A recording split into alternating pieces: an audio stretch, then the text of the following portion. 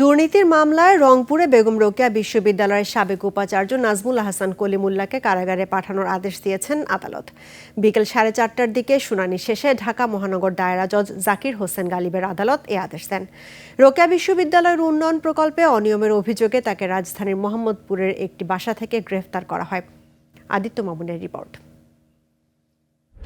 সিল্কোর silk and shine, যাতে আছে argan oil ও ওট প্রোটিনের গুডনেস, যা আপনার চুলকে রাখে হেলদি অ্যান্ড শাইনিং।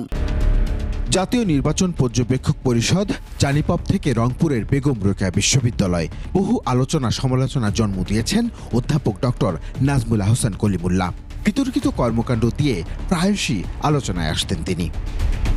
কখনো জাতীয় নির্বাচনের পর্যবেক্ষক হয়ে অহেতুক মন্তব্য, কখনো ভিসি হয়ে শিক্ষা খাতের নানা অনিয়ম নিয়ে খবরের শিরোনাম হয়েছেন তিনি।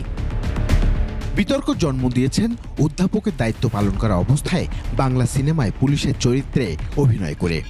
বেগম রোকেয়া বিশ্ববিদ্যালয়ের উপাচার্য থাকাকালীন উন্নয়ন প্রকল্প, শিক্ষক নিয়োগ সহ একাধিক কেলেঙ্কারিতে নাম জড়িয়েছেন।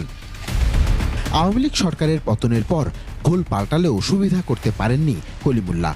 বরিশাল বিশ্ববিদ্যালয়ের শিক্ষক নিয়োগ কমিটি থেকেও বাদ পড়েন তিনি। সবশেষ অন্তর্বর্তী সরকারের সমালোচনায় সরব হন কলিমুল্লাহ। বৃহস্পতিবার তাকে আদালতে হাজির করা হয়। আসামিপক্ষ জামিন আবেদন করলেও শুনানি শেষে আদালত কলিমুল্লাহকে জেল হাজতে পাঠানোর নির্দেশ দেন। ওনার বয়স 64।